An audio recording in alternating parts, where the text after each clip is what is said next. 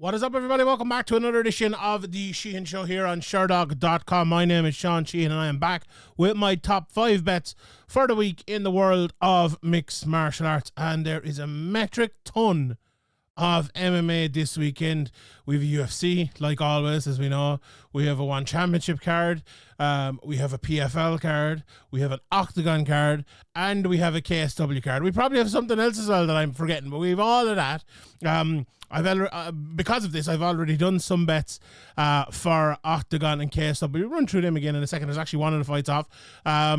So the updated record, I'll bring that to you next week once we get all these fights done, just so it isn't all kind of messed up. But yeah, we will do that then. As I said, I'm looking forward to all this. I have bets from all of these promotions in the top 5 today, and I'll run through all of the fights and give you my picks for them as well, because I know people like that when I just give you my straight up picks. So we'll do that as well at the end of the show. Let's have a look back at last week before we move on to this week. Again, a 50-50 week. The Flier, it didn't hit. It never hits. I'm giving up on my Flier. I think I'm getting rid of the Flier. It's been so bad this year. But Dawson by submission, I mean, that one's on Grant Dawson. That one's not on me.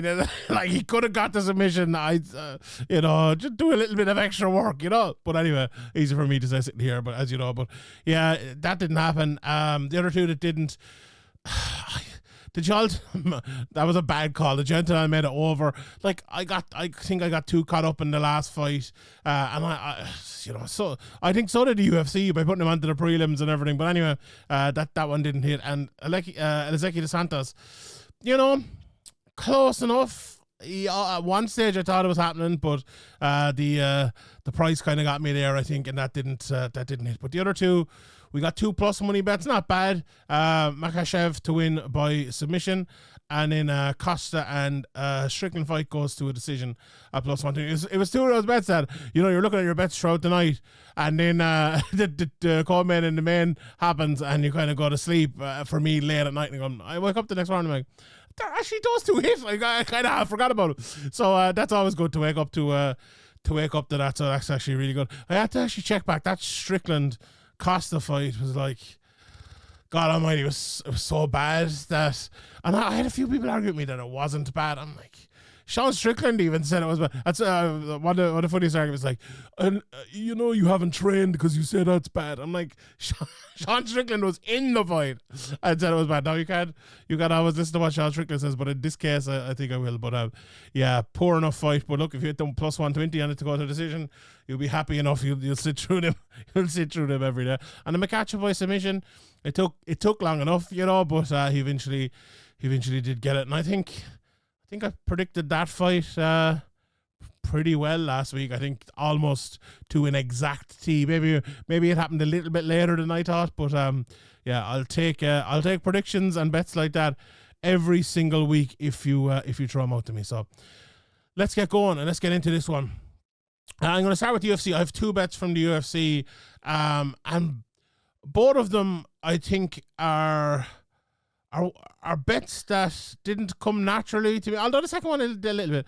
But I studied a bit, looked at a few fights, and kind of, again, not natural ones, but looking at the data, looking at the records, these are the ones I picked out. So the first one, I'm going for Imavov Cannonier to go to a decision, and that bet, it's the price I have written down here is -128.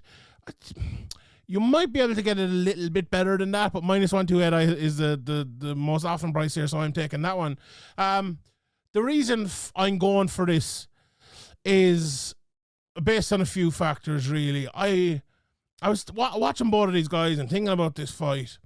They seem to me to be evenly matched is an odd phrase to use, I think, in mixed martial arts, but a little bit, I think, like Costa and Strickland the last day. And I said this last week, for that fight, and maybe this is if this works 2 weeks in a row, this might be an ongoing thing for the Sheehan Show betting show. But it's one of those like mid-tier weight class fights where neither guy is probably making it to the championship, and unless something big happens, big changes in their career.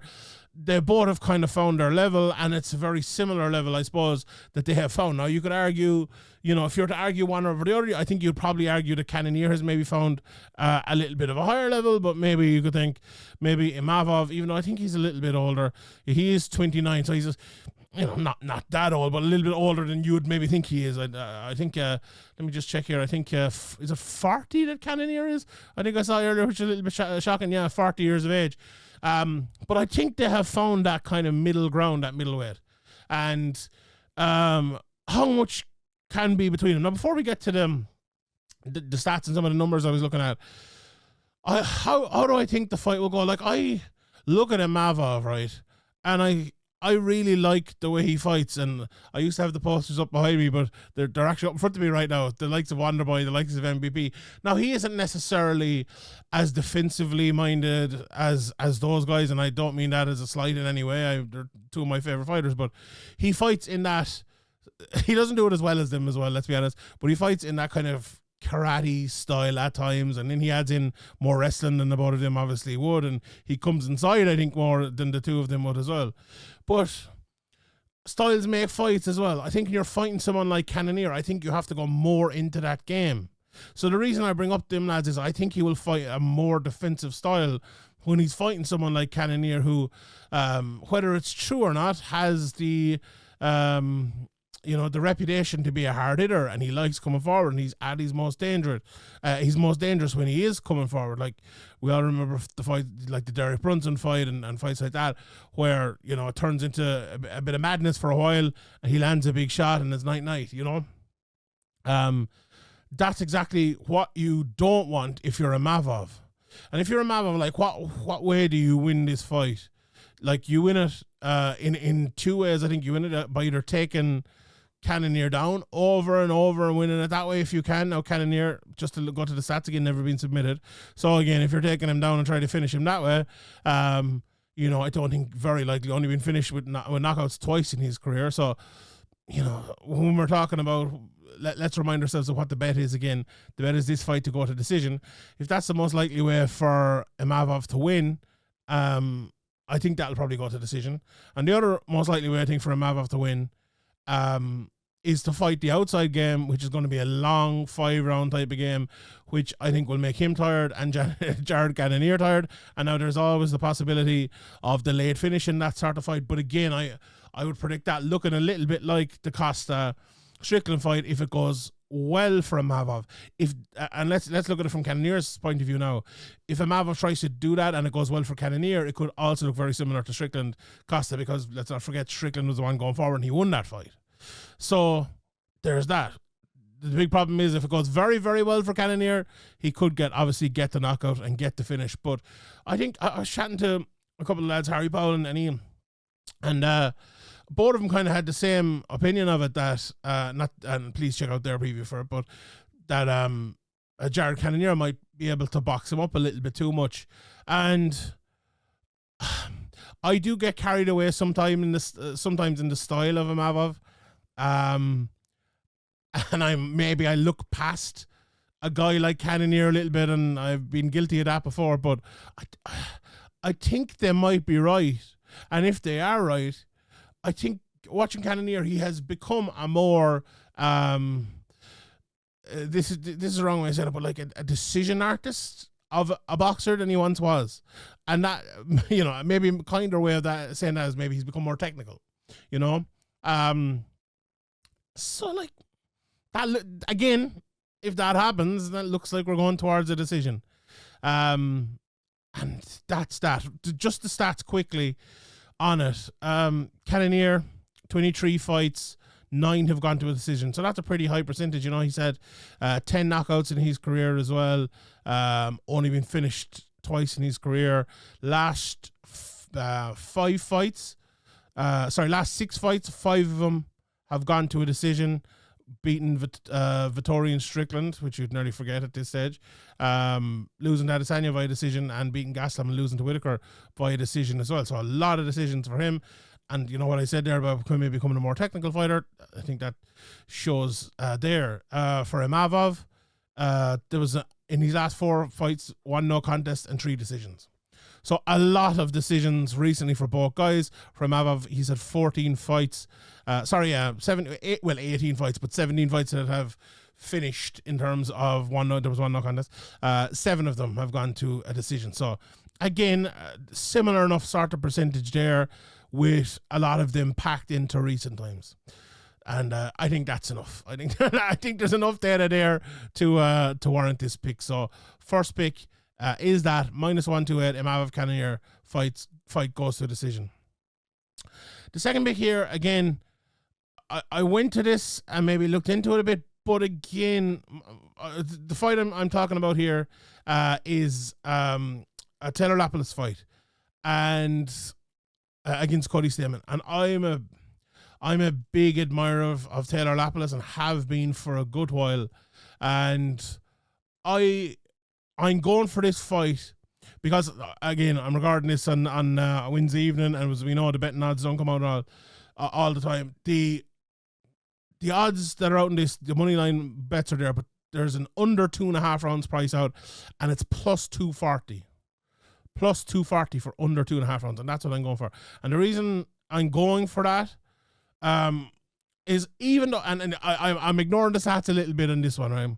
Even though both of these guys just, have a lot of decisions on their ledger, I think this might be a little bit of a changing of the guard moment for, Stamann, who's been around maybe the hinges of the rankings for a while.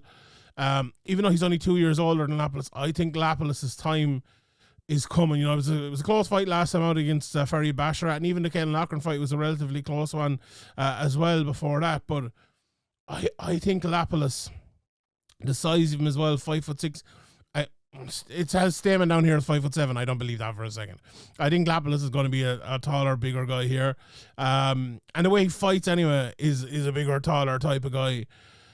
And I think Stamann might struggle with that. Like, remember Eddie Wineland knocked him out in under a minute. He knocked Eddie Wineland out. Well, maybe I'll retract it. Well, maybe he'll knock him out. Either way, the bet is good there. But I really think that Lapilus is going to open up against a guy like Stamann. Now, okay, here we go. What's the reason a guy like Stamann has, so many wins in his ledger, so many, fights go to decision, or, ground and pound, things like that? I think it's because he's very good at wrestling, and he's been around for a long time, and he's fought a lot. He's fought a lot, maybe not necessarily recently. He's only had 2 fights in the last 2 years. He's come back for his first fight in 2024. It's over a year since he's last fought. But you look through the division, and a lot of the lads that are there, he has fought a lot of them all the way back, to 2011 when he made his debut. I think it might just be a case of that stuff is not going to work anymore. And I think Taylor Lapilus is the type of guy who is, and this is a bit mean, but maybe if Cody Stamann is a fighter who his best was the best in, let's say, 2018, I think Taylor Lapilus is a 2024 fighter. And I think it might be too much for Cody Stamann. I really, really, really do. I just think his striking, you see the prices, well, the bookies kind of agree with me that it's -275 of a favorite here. So, I'm not just pulling this out of my backside or anything like that. He is highly favored here. But again, because he's had so many decisions, because Stamann has had so many decisions, they're predicting that. But I actually think the likes of Ken Lochran and the likes of Flier Basharat are probably better fighters right now than Cody Stamann is. Now, that's harsh, because I think Cody Stamann, again, he has reached a higher level than all of these fighters put together, no doubt about it. But, sometimes we look at Taylor Lapilus, and we see he's been outside of the UFC. Oh, why was he outside of the UFC for so long? Well, he was coming off a win when he was outside of the UFC. It was a contract thing and all. He destroyed almost everyone outside of the UFC, and he's coming back. And I have a feeling he'll, after losing the last decision, after going to the, close enough decision with Ken Lochran, that he'll want to make a statement here. And I think he will. I have an awful feeling Cody Stamann will be going out looking for takedowns, a little bit like Caelan Loughran did. And he had some success, but in a different sort of way. I don't think Stamann has the striking of Loughran, or the odd kind of striking of Loughran. I think he'll stop a few of those takedowns, fight on the outside, catch him with something, and end up finishing him. Now, it's a call, but it's the price as well. You give me that price of plus 240, and I'll take it. There's always a chance Stamann takes it down and submits a result as well. We'll see about that, but yeah, I'm going for that plus 240, the under. I don't think there'll be many people giving that bet, and maybe they're right, but I'll go for the under there. Right. The next bet I'm giving you. So over the last few weeks, as people who've been listening know that we've had some success with a few doubles, a few parlays of two fighters, and that's what I'm going for here. Over in one championship, I'm going for Itsuki Hirata, and I'm going for Denice Zamboanga, both to win. Hirata minus 188, Zamboanga minus 350, and it's a minus 103 bet. Two very winnable fights. I think they're in. Hirata is slightly tougher, I think, against Victoria Souza. Zamboanga with a little bit of a more winnable fight in her one. But you look at this and you know from both sides of it, and I think the big change here, I think, for Zamboanga, obviously coming in on Stan Fairtex is out, and her new opponent obviously coming in on short notice in Noel Grandjean, is a bit of a change. As I said in the preview, if people didn't listen to it, very good wrestler, very different type to Stamp, good ground and pound, a former judoka. But speaking to Denice Zamboanga a few weeks ago, she was talking about how she was happy with her wrestling, happy with her grappling and all. And if you ever look at one of her fights, her striking is absolutely on point. And she has shown in recent fights as well that what she said is true. So she goes in there against Grandjean, can stop that takedown, and get her striking going. I think she's well on her way to getting the finish in that one. So that's that one. I do think she's very strong in that. Someone else who's very strong is Itsuki Hirata. Very good fundamental fighter with good takedowns, good kicks to the body, lovely straight right, likes low doubles, but a fighter who does the basics very, very, very well. And I think going in there against someone like Victoria Souza, who is again a well-rounded fighter, I just think she's not maybe as well-rounded as Hirata. Her record is, let me look at it again, 7-2. The 7 wins are against people that I don't really know, and the 2 losses are to Victoria Lee, God rest her soul, and Noel Grandjean, who we just talked about. I think you look at Grandjean and you look at Hirata, and you kind of think, well, is Hirata just a slightly better version of Noel Grandjean? And I think she probably is. So it's let me just look at the price again. I believe it's minus 188. If I was just taking it alone, maybe I would think about that price. But I honestly, if you were to ask me the price without me seeing it, funnily enough, I probably would have said about minus 225 or something like that. So it's a weird one. The expectation is probably a little bit better, although I would have wanted even better, I think. But when you put it together as a double, I think Zamboanga at minus 350 is a pretty good price as well, to be honest. I think she definitely wins that fight. So minus 103 double there for that one. We'll get quids in if we can do on that one. So there you go. Right. Those are 3 bets. Bet number 4, I'm giving you one. I promise that was, so with UFC One Championship. Next, we're going to go to PFL. And even though he's taking this fight in short notice, I'm going to go for Dominique Wooding here to beat Luke Shanks. And the price on that is minus 159. Again, I think if someone had told you that price a few years ago between these two lads, you would have bit their hand off for it. Now, it's been an interesting time, I suppose, for both of the guys. Wooding was the Cage Warriors champion, and everyone was like, okay, he's going to the UFC, he's going to the UFC. Didn't happen. Ended up losing to Michele Martignoni and then going to the PFL, which, before the Martignoni fight, apparently he wanted to get out of the contract and go to the PFL, and it didn't happen. And eventually fought his way out of it, went to the PFL, had one fight last year, ended up losing that fight. And, it was kind of a bad time for him. But there's no doubt about it. This guy is massively talented, a really good striker, a really good all-round fighter, massive knockout power. He's 9 wins, he's 9 knockouts, only 27 years of age. And it's really time for him to make a good comeback. Luke Shanks on the other side as well, only 29, 10-4 record. But look at the guys he has fought. Caelan Loughran, Josh Reed, who we'll see this weekend as well. Sam Creasy a couple of times, Jake Hadley, who's in the UFC as well, Conor Hignett. The list goes on and on. Even in his amateur days, Adam Amasinger, and others as well. This guy has fought, everyone and their brother in the even Nicholas LeBlanc as well, and Samir Fadin. Some people, you hear the names all the time when you're talking about events in this side of the world. And look, he's a good fighter. He can, if he gets you to the ground, you're going to have problems there. He has 4 wins by submission in his ledger. He submitted Josh Reed 2 fights ago, but he hasn't fought in a year and a half now, and he lost to Caelan Loughran, and that was a pretty domineering win for Caelan Loughran.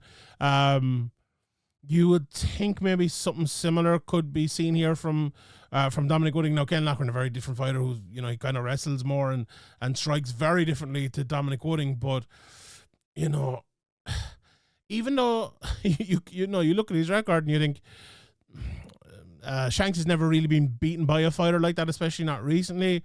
He's never really fought someone like him either.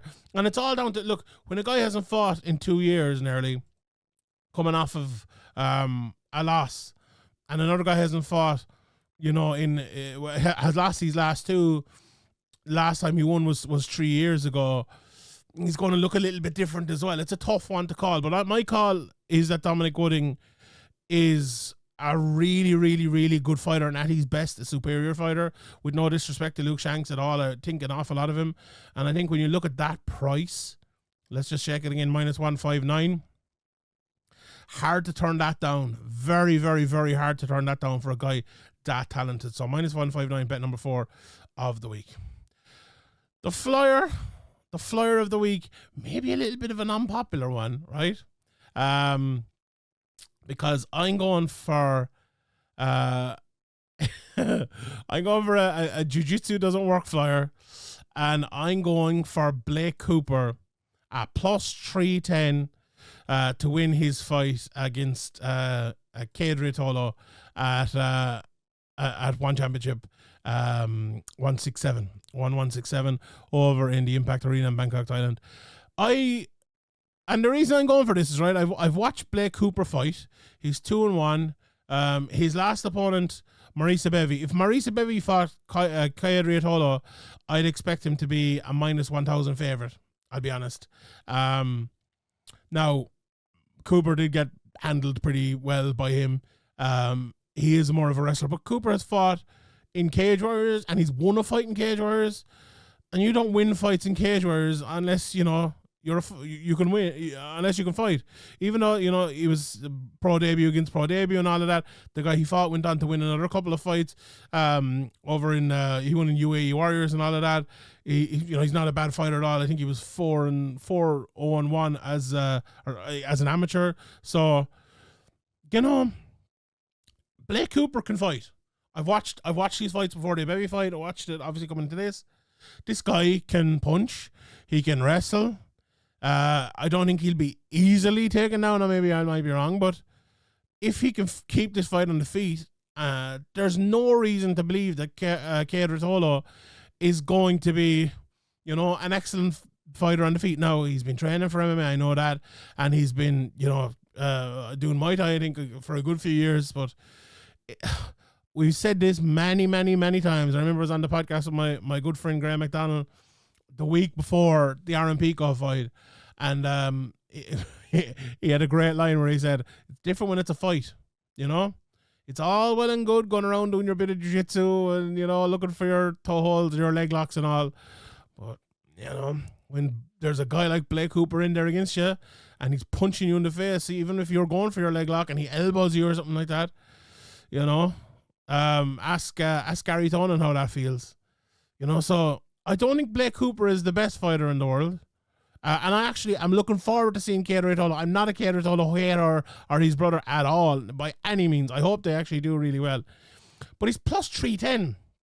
You know, a guy who has had, you know, 3 fights, who is a legit MMA fighter against a guy who is and he's 3 amateur fights as well and won all 3.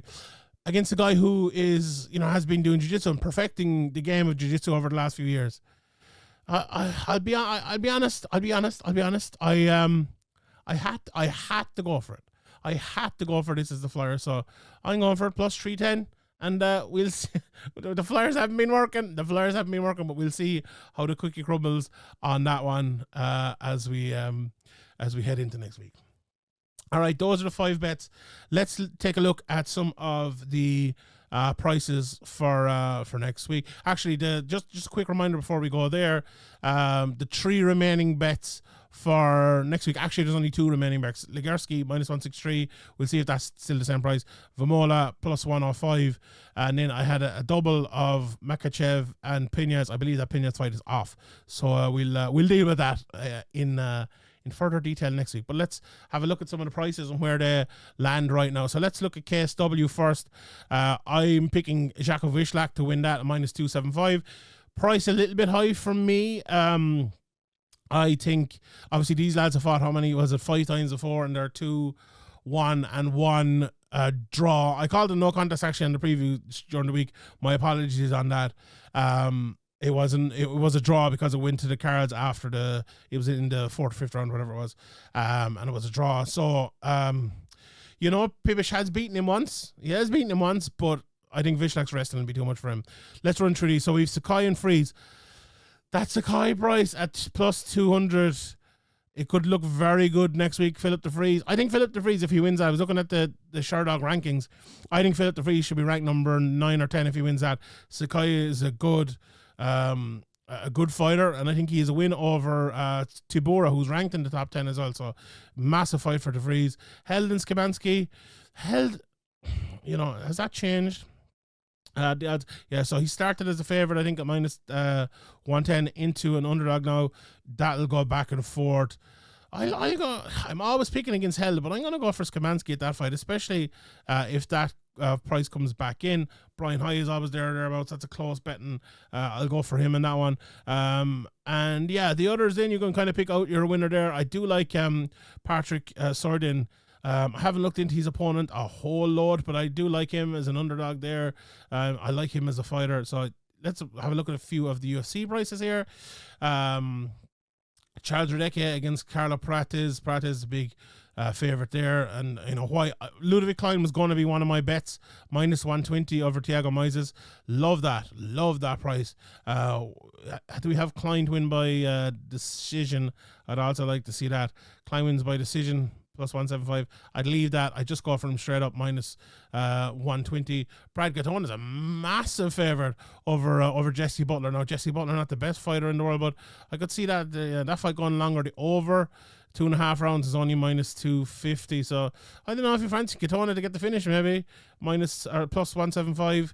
I'd kind of leave that one to one side. I do think Katona will win. I think it probably will be a decision. Marcos Castagnetta is a pick'em fight as well. I'll go for Castagnetta in that one. We talked about Lapilus and Stamann. Lee and De La Rosa. I always pick Andrea Lee, but based on the prices here, if you can get Montana De La Rosa plus 135, I just haven't seen enough from Andrea Lee over the last few fights. and I think enough to like pick against her now. So I'd probably go for De La Rosa there. I like Denice Gomez as an underdog pick there as well. So yeah, Cage Warriors have a card this weekend. Wilson Hayes is back again. He's the underdog against Souza. I really like this Roberto Hernandez. I picked him for a fight recently, and I think he ended up losing that fight, but I like him in that fight there. And then there's other than that as well. The Octagon card, we obviously talked about this last week an awful lot. I've picked Famola to win there. Shimrock is a massive favorite in that one. Ligarski's actually, his price actually better now. It's at -118. It was -163 last week, so here's an even better price than we got last week. And Makachev's price is around -275, so we'll have a look at that one next week again. In one championship, we have the not kickboxing, what's it called? Muay Thai. Up at the top there. Purich is a big, but we have Tuanchai actually. First of all, it's a big favorite. Purich is a big underdog. I'll probably go for the two favorites there in Radtang and Tuanchai. Liam Harrison, again, close enough fight there, but I'm sure for the UK market, they'll be wanting him to get the win. Mikey Musumeci is a big favourite in grappling as well.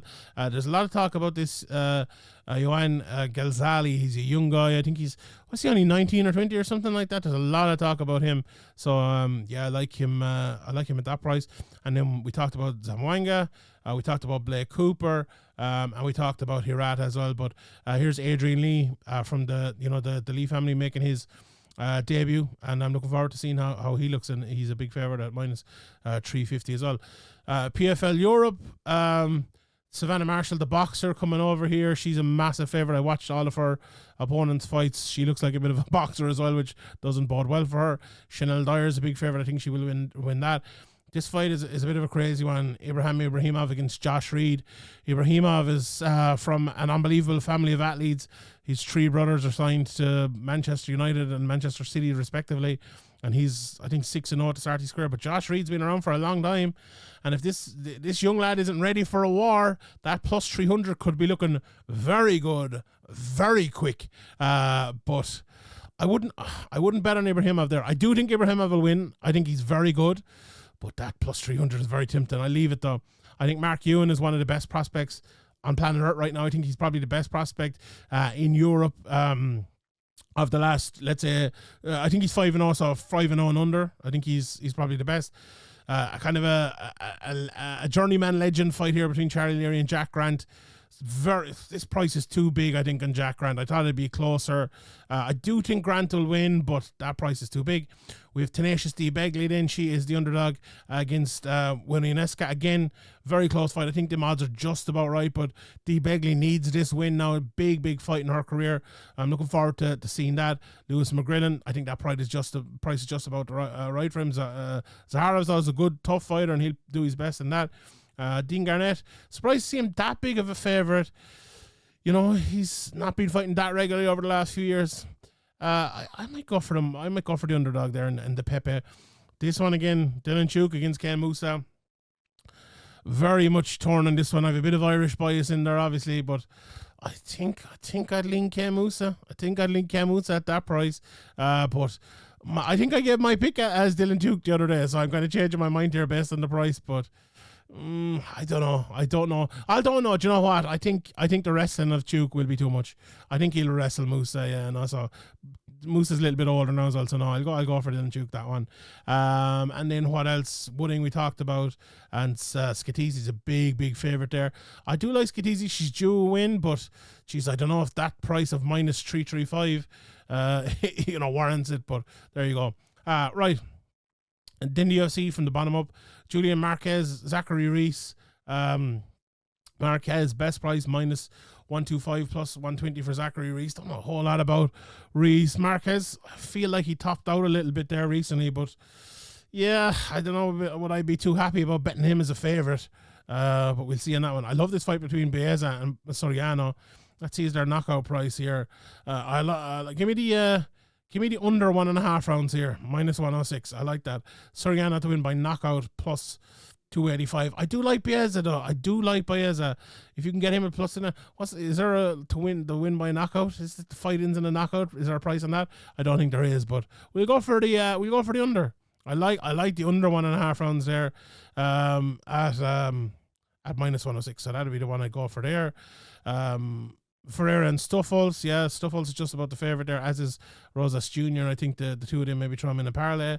Dustin Jacoby and Reyes. I think years ago it would have been Reyes, but now Jacoby should be favoured. What's the price for Jacoby to get the knockout? Only plus 100, plus 125. Yeah, I don't know about that one, but I don't think Reyes is what he used to be. And then we talked about Cannonier and Imavov. The straight up prices for that: best price plus 110 for Cannonier, best price minus 120 for Imavov. The over-unders in here, let's look at the 3.5 rounds. Over 3.5 rounds, minus 125. Under 3.5 rounds, plus 150. Fight goes to decision. As I said, I gave you this on the best price, minus 128. If you think it'll finish, you can get around even money there. Cannonier for the knockout, plus 400. Cannonier for the submission, plus 2,000. Imavov for the knockout, around, you can get around the plus 400 as well, 390. And the submission, plus 850-ish there as well. So those are all the bets. My voice is nearly gone. We've had so many bets this week. Just to recap, my 5 bets for the week: Imavov, Cannonier goes to decision, minus 128. Plus 240 for Lapilus and Stamann under 1.5 rounds. The double of Zamboanga and Hirata, minus 103. Dominique Wooding at minus 159. And the flyer is Blake Cooper to beat Jiu-Jitsu at plus 310. All right, everybody. Thank you very much for tuning in. Let me know your bet of the week in the comment section below. Bet responsibly.